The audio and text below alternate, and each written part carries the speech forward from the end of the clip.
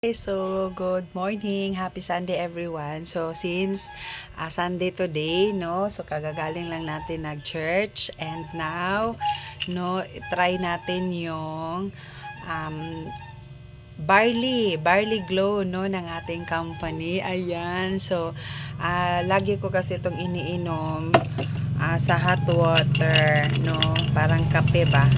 Tapos ngayon, try ko na may yellow naman. So, ang sarap pala guys. I-try natin. I-try nyo.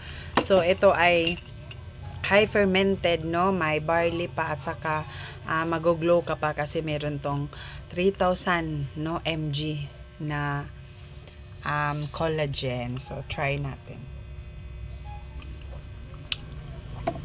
Ayan, sarap siya. Masarap siya guys. So, grabe no. So, yun yung isa sa benefit natin sa ating company.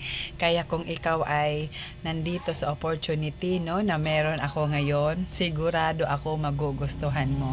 And I know for sure na kung isiseryoso mo to, katulad ko na talagang pag business is non-negotiable talaga after ng trabaho, no? Kasi isa akong full-time government employee. So, ang ginagawa ko, I am doing this copy and paste, no? Part-time only, no?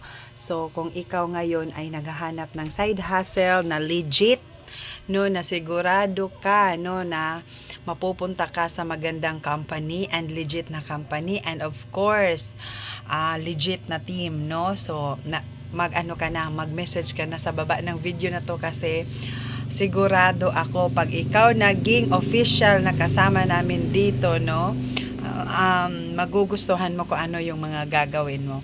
And this is purely online. So, ang kagandahan is magse-set appointments ka lang dito sa local and international clients. And of course, possible income mo dito is 20,000 to 50,000 pesos per month.